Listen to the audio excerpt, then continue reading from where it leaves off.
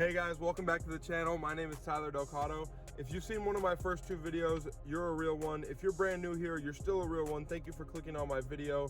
Today we're still at the Lone Butte Casino in Chandler, Arizona, but next weekend we're gonna be in Las Vegas, baby. I'm staying at the Mirage. They don't have a poker room right now, but you know I'll be running around everywhere. It's pretty close to Resorts World, pretty close to Caesars. I might go play some PLO at the Aria if the PLO at the Resorts World isn't that good. I will be trying to focus more than normal when I'm in Vegas, but I will still get a vlog in, maybe two, maybe time them up together to where I'll have two vlogs of Vegas. Really do appreciate you guys. Let's get in there and run it up. Alrighty guys, to start things off for today's vlog, we have 5-6 of diamonds. We're under the gun. We probably should just be folding this from up front, but you know, we're here, we're making a vlog, we're going to play it. I make it $10 under the gun, and the button and the small blind both call. And now we're going to the flop three ways, 5, 8, 9 with two hearts, so we have a pair. We're going to rep something better than a pair though. We're going to rep something like a set, 8s or 9s, maybe an over pair, or something like the nut flush draw, maybe a king high flush draw. We bet 15 into both opponents, and they both end up making the call here. So we're hoping for some improvement here on the turn and or a bluffing card that we can get a hold of. The turn is the jack of diamonds, and you know what? I don't think it's the worst card for our range specifically. We could definitely have pocket jacks. We could definitely have ace jack suited, ace jack of hearts, and or ace jack of clubs. However, we do slow down, and then the button bet's $20. I end up making the call with ill intentions of stealing this pot from him on the river. It comes out the jack of hearts. I don't think there's a better card that doesn't improve our hand other than maybe the 10 of hearts that brings in a bunch of straight draws and one-liners. So we're just in the tank here, and he ends up calling, and I show him the pair of 5s. I'm just joking. He folded. I wanted to set the mood, though, and I wanted to show a bluff the first hand. The very next hand, we pick up a semi-premium here. We have pocket jiggities. We're in middle position. There's a $5 button straddle under the gun limps, which is kind of weird, but both the blinds folded, so we only have to get through 4 people here.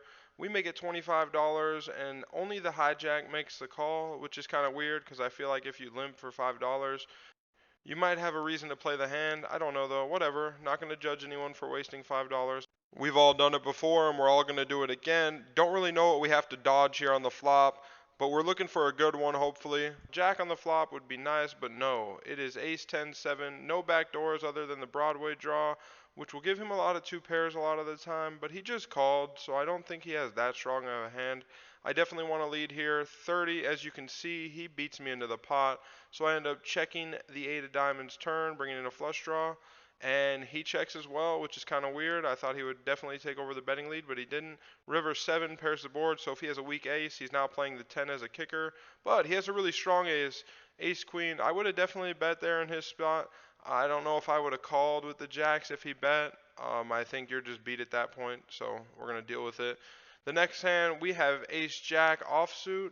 We're on the button. There's a $5 straddle, 2 limps. Like I said, no limping at the table when there's a straddle out there. I bump it up to 35, a little bit bigger than normal. I think I definitely was setting the tone with raise sizes and stuff like that. But both limpers make the call, so not the best outcome. I really wanted to go heads up with this hand so that if I am bluffing, it's a lot easier to bluff off one person than two. Unfortunately, that's not what happens though, and both of the players in the hand, one of them, the under the gun +1 player, is a little bit tighter, older gentleman, so I'm definitely going to respect any bet that he throws out there, which is the automatic all-in for $82. So a pretty strong bet here by him, and the middle possession player can mix it up for sure, and we could develop a pretty big side pot here, but I have relatively no showdown value, and I would also think that I have very little equity in the hand, especially when the middle position player tank calls. So we're already folded at this time. The video is just really long. I want to show you what they have. Again, I'm not in the hand as you see the run out, so I don't want you to get confused and think that I called it off with ace jack high. Not the case. So the run out comes out a deuce and then a 7. And obviously not to be results oriented, we're definitely glad we made the fold. This is a no-brainer fold obviously though. But what surprises me is that the middle position player called with ace king high. And of course, the under the gun tight guy had a set of 4s. So we're going into the next hand relieved that we didn't hit anything on that flop. We have red pocket 5s here. This is one of the more interesting hands in the session, in my opinion.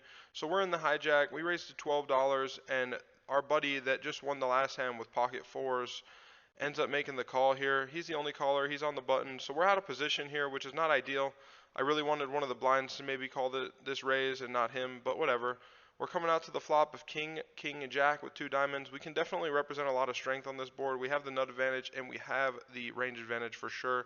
He did just call though with pocket 4, so he could definitely be calling with pairs that beat my pair. So we don't want to be checking here and not giving him equity, but just not getting any fold equity here, because he could definitely fold something like 8s, 9s, 10s to a couple of bets, I think. I bet 20, he calls it. I bet 45 on the turn here, 3 of hearts, pretty much a brick. I don't think he would call me with pocket 3s at all, ever. So king, king, jack, 3, 2 diamonds, and I am looking to bluff this guy out of the pot. He ends up making the call, though, but then this hand seems to take our turn for the worse. The river's another jack, and we are counterfeited, but I snap all in, and he snap folds. I kind of had a read on him that he's not calling with anything other than a king here, or obviously a jack.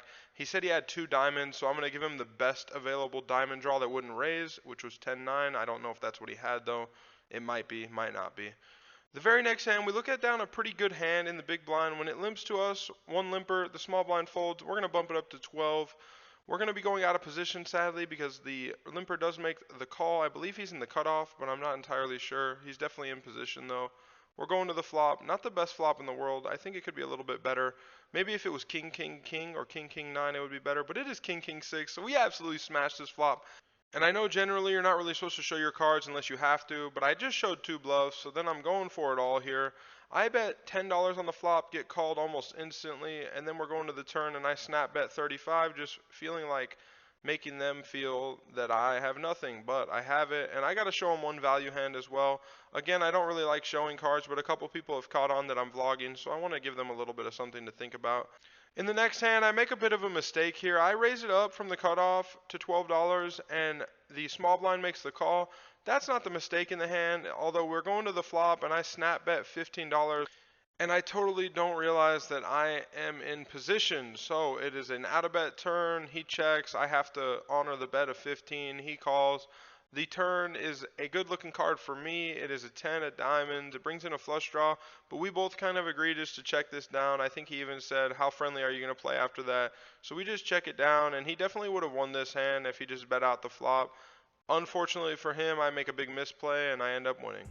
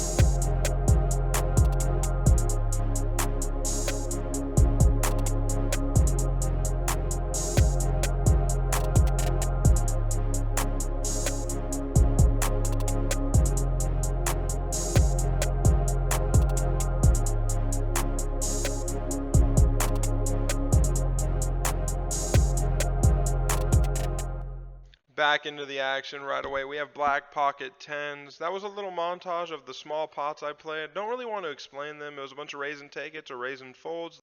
But this next hand is definitely the hand of the night.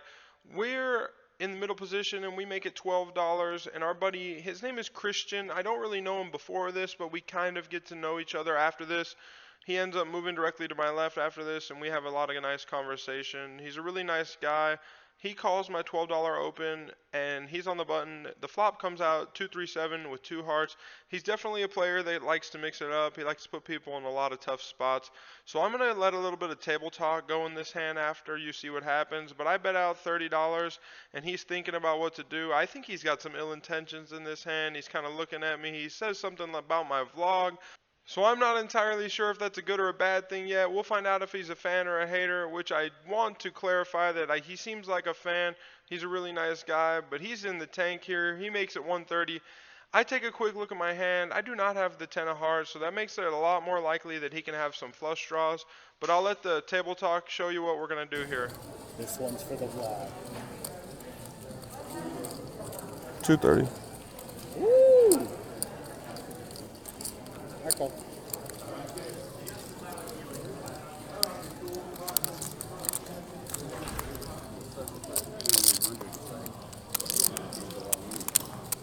Limited protection.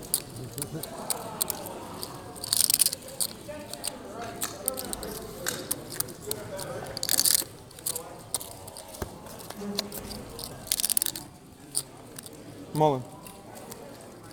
How much is it? Less than 100. Oh, You have a pair or set? yeah.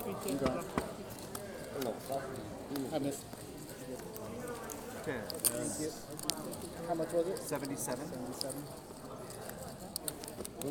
There you go. That's for the vlog. Thank you, I appreciate it. For the vlog.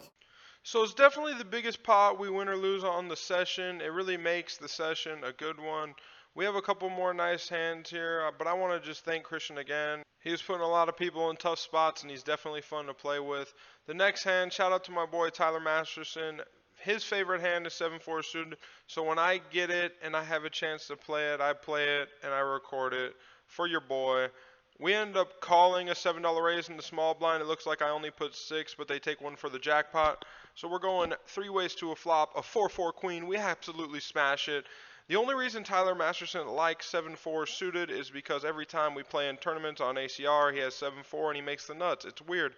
Definitely not the best hand in the world by any means, but hey, when it flops well, it flops well. As you can see here, we have trips. Unfortunately, the flop does check around, and we're here on the turn. I throw out a $25 chip, but only bet 20 of it, and that is about a full-size pot bet. I do like that the button ends up calling my $20 wager, but unfortunately, when I bet 50 on the river, he snap folds. So we do pick up a nice pot here with the 7-4, and I really don't know why I'm showing so many cards. I've been showing them all night. I really should stop that. I think I just kind of in the moment when I'm vlogging, and I really do advise against showing your cards unless you have to. I need to work on that, especially when the camera's on. Final hand of note, we have pocket 4s. The cutoff opens to 7. We're in the small blind, and we call. And our buddy Christian is in the big blind, and he makes the call as well. So 3 ways to a flop here, which comes out, I don't know what's the word for it. I could say beautiful, good, but I think I'm going to hit you with a favorable flop, queen 8-4. Very, very good flop for our hand. We're really hoping he has ace queen. We don't want him to have pocket 8s or pocket queens, but it checks. Button bets 10. We both make the call here. We're going to the turn, which is a really good card for us unless someone has 2 pair. Queen 8-4-8. We have a full house. We snap check, hoping that someone ends up betting for us, and our buddy Christian obliges. He bets 35. The cutoff ends up making the fold. We bump him up here, guys. We're not here to play small pots. We make it $100 even. I definitely think that he could have a lot of strong hands here that are not as good as mine. Obviously, a couple hands before this, he even tells me during this hand, "What are you doing, man? I just played 8-5 suited the hand before." And I was like kind of telling him, I hope you have 8-5 suited again. Whatever. He ends up making the call here, which is good for us. So we're going to a river. We're trying to dodge any card that makes him a full house. Obviously, if he has an 8 and or a flush, if he picked up a flush draw. And the river comes off the 10 of hearts. Definitely a pretty good card for us. I don't think he'd have 10-8, although it is possible. He could have something like queen 10 as well, which might get stubborn. And I think we misplay the hand here because we check, and then he tells me his kicker is of 5. So he played 8-5 like 2 hands in a row. I really think he lost the minimum here. Obviously, he could just fold the turn because I'm not bluffing that much. But a flush draw does come in, and I could definitely have something like 5-6 or 6-7 of spades. Definitely not out of my range. Christian, you played that pretty well because you really lost the minimum in my opinion. Unlucky for me, I got a little greedy there and checked it to you on the river. Thanks again for playing, man. It was fun.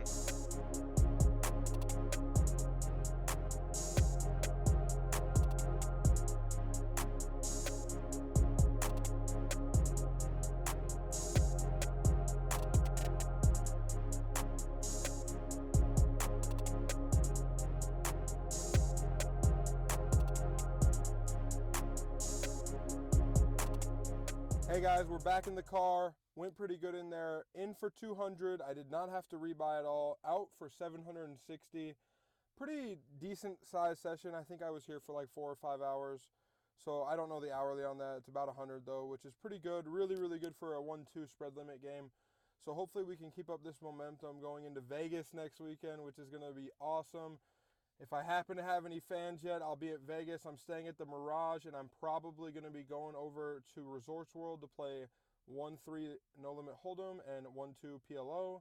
Possibly stopping by Caesar's Palace just because I love to play at Caesar's Palace for some reason. Don't know why. Don't even win that much money there. I just like the atmosphere. You can see all the sports books and stuff if you're on certain tables.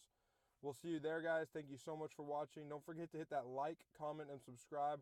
I'm gaining a little bit of traction on these first 2 videos. I really do appreciate you all, and we'll see you next time.